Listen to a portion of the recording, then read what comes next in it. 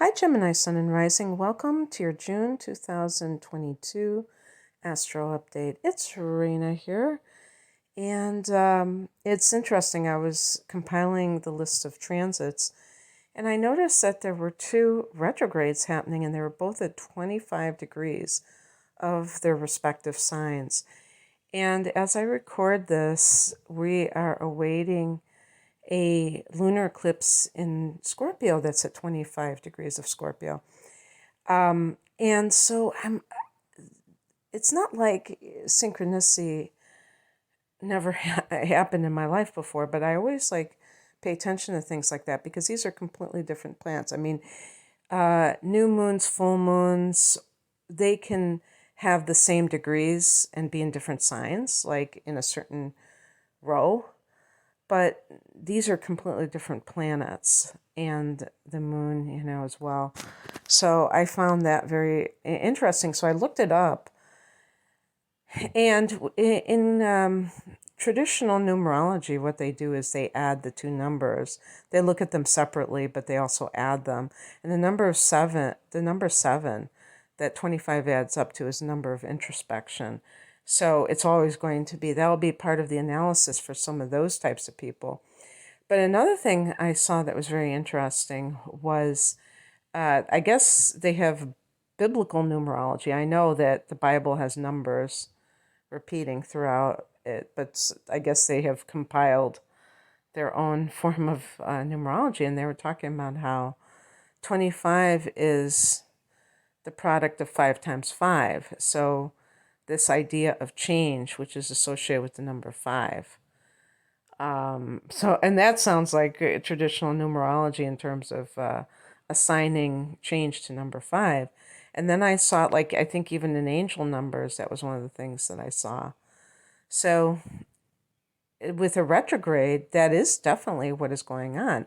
What needs to change in this situation? So I just thought that you'd find that interesting. Gemini is ruled by Mercury, and your ruler is going direct on the 3rd of the month. When Mercury goes direct, it's actually going to be in the sign before you, which is Taurus, 28 degrees of Taurus. So whatever is going on has a deeper level to it.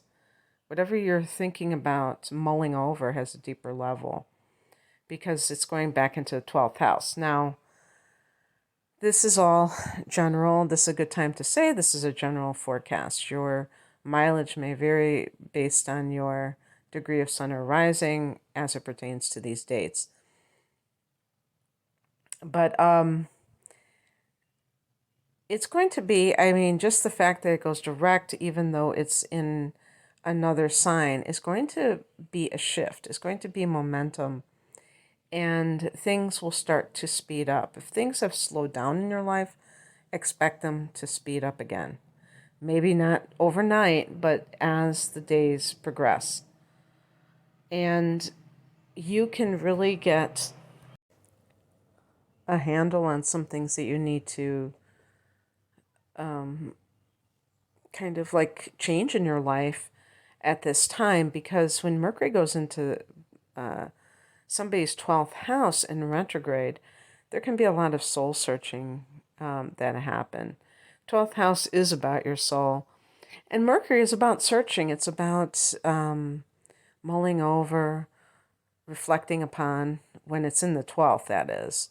It can be very overtly analytical and mentally active at other times, but in retrograde motion in the 12th house, it's going to be more in the contemplative arena or contemplative mode. And so you may come to some decision around this time that what you're going to do about a particular issue in your life, and how, and because the first house can be like your life as a whole. And when you have things that you need to do, to change, to initiate, sometimes you need to really think about it first because it might be important decisions. So on the 4th, another retrograde, one planet goes direct, another planet retrogrades. This time it's Saturn that we're talking about, 25 degrees of Aquarius on the 4th. And this is not a personal planet, so the fact that Saturn is retrograding is not going to factor into the end of the month when Mercury comes out of its shadow and all the personal planets are direct, and it's considered a prime time for, new projects, launches, what have you. So for you, this area, Aquarius, fellow air sign, is in the 9th house, and this is the house of long distance travel, of higher education, and so on and so forth. For those of you Geminis who are students, and I think of Geminis as lifelong students, where you just love to learn, but it doesn't mean that you have to do so in a formal sense. There might be some kind of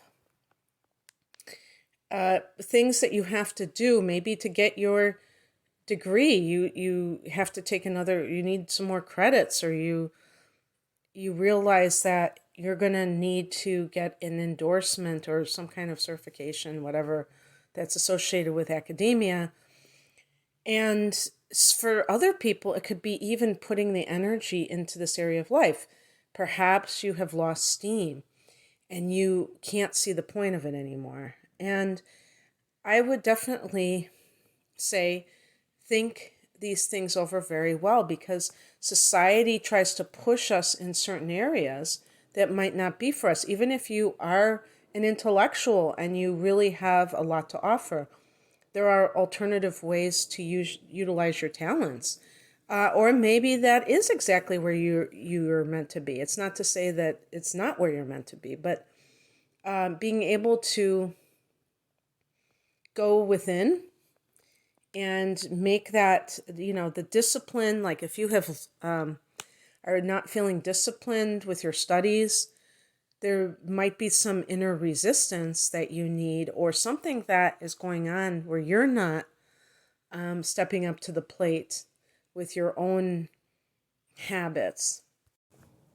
One way this can affect you is your spiritual beliefs, because you might have to look at the kind of spiritual practices you engage in.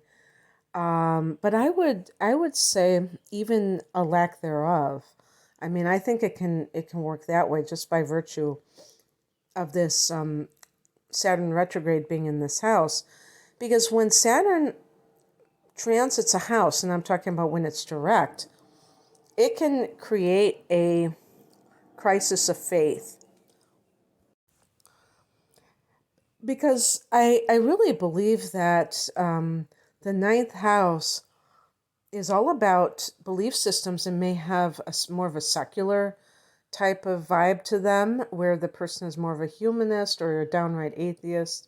And being an atheist might be being a humanist, where the person doesn't believe in some kind of a deity, but believes in the human spirit being able to accomplish everything. And then something happens where it might be overwhelming, and you feel like you can't just rely on the mundane to kind of get you through. You have to look at the bigger picture, which the 9th house is all about. And I think that and you can correct me if I'm wrong about this, but I think that there might be a fair number of Gemini people who are very skeptical about religion and even spirituality as a more open-ended thing, because it almost seems anti-intellectual. And I understand that. Even as a Sag, I understand that completely. But I also believe that it's kind of like when people talk about science and they don't see the magic and the spirituality in science. The things that are created, the way I was looking outside, I live in the Midwest, we had a cold spring, and yet here are the flowers. How do they have the instructions, the perennial flowers, to come up every year? There has to be some organization at a divine level, at a masterful level. And scientists have not been able to crack that code of exactly how, what is behind it all. So if we call it God, it doesn't mean that we have to make it a personal being and they have to have a certain color of skin or color of hair. We can just acknowledge that there's something quite vast and powerful that is kind of running the show at a higher level. But we don't have to say it's an angry God or whatever. So these kinds of issues you may play around with because you may have been operating under a totally different belief system. And, Saturn wants you to get very disciplined about these matters. If this has something to do with travel, if you had been planning on traveling and restrictions are lifted, that might be your green light period, and certainly it coincides with the period when we have more free-flowing energy, so that might have some kind of importance for you in terms of where you're going in the world. Okay. Mercury goes back into Gemini on the 13th, so you can see that's advancing. It retrograded at 4 degrees of Gemini, so that kind of thing is definitely, it won't be long before it reaches the 4-degree mark, so you can tell that everything's going to start to really fall into place more. And this is your first house, so you feel that sense of momentum even more so now that Mercury's back in your first. On the 14th, there's a full moon at 23 degrees of Sagittarius, so the next day. And that's significant too, because some of you, maybe there's been relationship issues. Maybe for some of you, and this is the two things that I can think of. You're going to commit to somebody or you're going to break up with someone. And neither one of those things has to come true because of this full moon. I'm just saying that those are the top two things I could see. If something does happen, happens. And I said this one time on YouTube, and I was talking about the 6th house and about work, and somebody wrote to me and said, so you're telling me I'm either going to get a promotion or I'm going to get fired? Because it seems like it's the exact, how could the two opposites possibly both, obviously they're not going to come true simultaneously, but I mean that those are the two options. And I thought that was funny because I could see why it would be kind of confusing. It's because the full moon is you could say it's kind of like a magnifier, that it blows something up. So it has that heightening effect, things coming to a head, things coming to fruition. And so it depends on what's going on in your life. Geminis love to feel unencumbered. So relationships are things that you may want, but you don't want them at the expense of feeling like you're tied down to somebody and you can't be yourself. You don't have the freedom to move.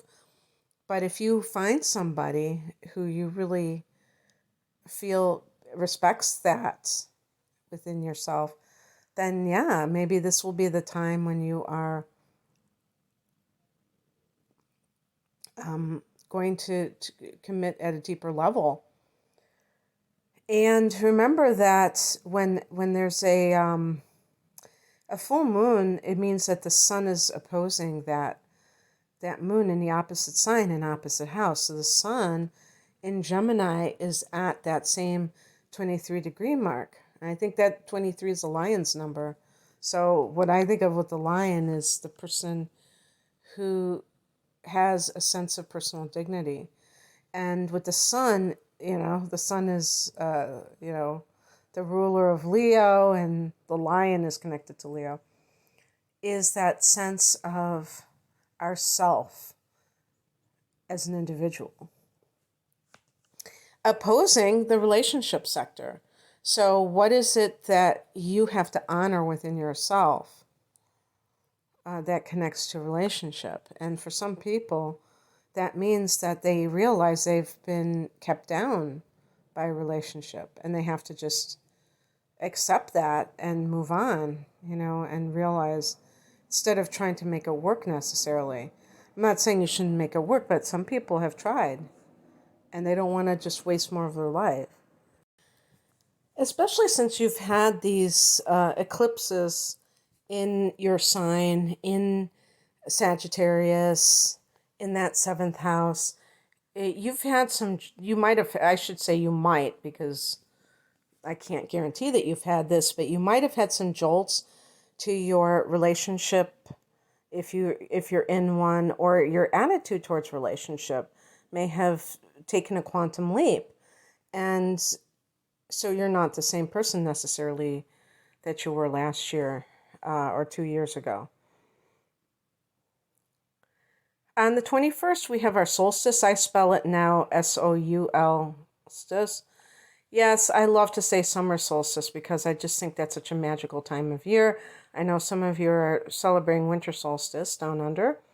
The sun goes into Cancer. It's one of those power periods where the sun is in a cardinal sign,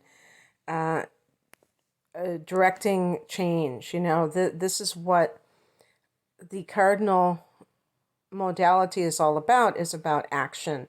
So things may seem like they are heating up, things are happening, and also that feeling of being at an apex, or what is it called, the nadir, the lowest point. Is that what a nadir is?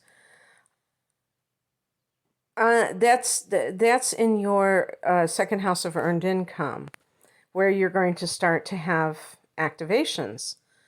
But before that, we have on the 22nd, Venus going into your sign. So for the first few weeks, Venus is in the 12th, private area, private pleasures, private love. Yeah, maybe that's what all this relationship stuff is about in the full moon. Maybe there's some kind of like down low action. And now things can be brought to the surface because you have formally ended something, so now you don't have to hide anymore. Or just by itself, Venus in the first house can mean that you come across in a very pleasing way to other people, regardless if you change your appearance, but it does support changing one's appearance in terms of maybe like a new haircut or something like that. Remember that Gemini is going to have a retrograde in Mars retrograde later this year. So your sign is definitely still being targeted, if you want to call it that, even after the eclipses. On the 28th, there's a new moon at 7 degrees of Cancer in that sector that has to do with moolah, money. And Venus in the first, that's good for attracting good stuff to you too. So that combination, and especially when Venus goes into its own house, which looks like it's going to be in July, not in June, will be very nice financially. New moon in the second house can be a new income stream, a new job that produces money, just some new development with money, even a raise, new level of self-esteem. On the same day, Neptune turns retrograde at 25 degrees of Pisces. What is Pisces?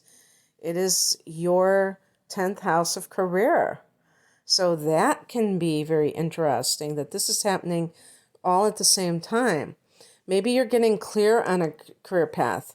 Neptune in the 10th can make a person feel very foggy about their ambition, their goals, their professional goals.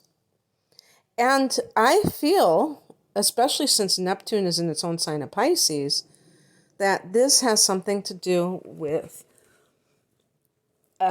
ascension, or if you want to call it spiritual upgrade, a spiritual awakening, where whatever it is that you're doing just doesn't cut it anymore, and you want to change, but you just don't know how. If that sounds like that could be what is happening, Neptune has been in Pisces for the last 10 years. So it's been a long, gradual process. And maybe at the beginning of the retrograde, you were just kind of, what the hell is this? Actually, it will hit your sun or ascendant when it's closest to that. Whatever your midheaven is, the degree, that's when it's around those degrees, that's when it will be the most, I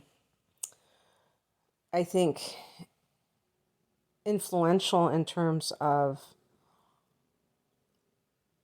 the actual career that you choose. That might not be true, though. Come to think of it, might just be while it's residing in that house. I actually meant to say something else, and I can't think of it because I have an open window, and now I'm hearing all this environmental noise that I didn't hear all winter. So I'm gonna have to deal with that, I guess.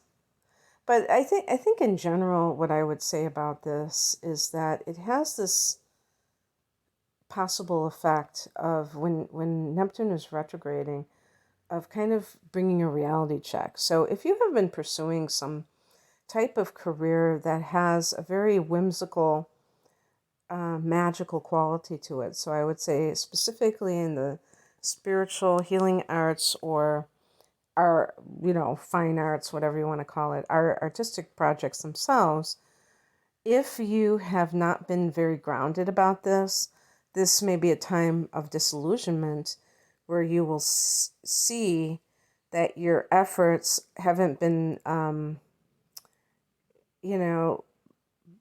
yielding fruit.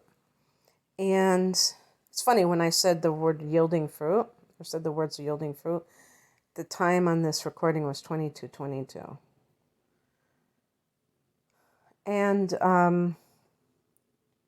this is really good, actually. It's just like kind of like the Saturn retrograde, where the person is letting go of this,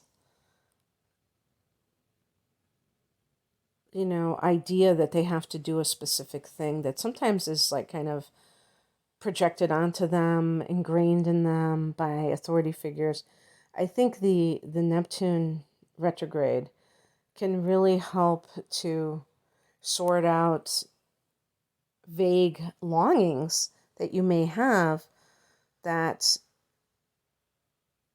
perhaps have had some kind of detouring effect, where you're not able to kind of pursue your goals in a very like straightforward way. So when Neptune is in the 10th house, things can get quite muddled. And this can actually be good to have a very aware, being very aware of how you want to go after your goals, and an altruistic feel to them as well, where it's not a dog-eat-dog environment or mentality. But, just be prepared for some disillusionment with some of you, because you may have been too idealistic and too unrealistic, and that is something that you will see, but it's not going to be necessarily something bad. You don't want to keep putting energy into something and not having anything to show for it, because it's not bearing fruit. Okay, that's what I have for you. I hope that this resonated. If you would like a personal reading, you can click on the link below. Take care. Bye.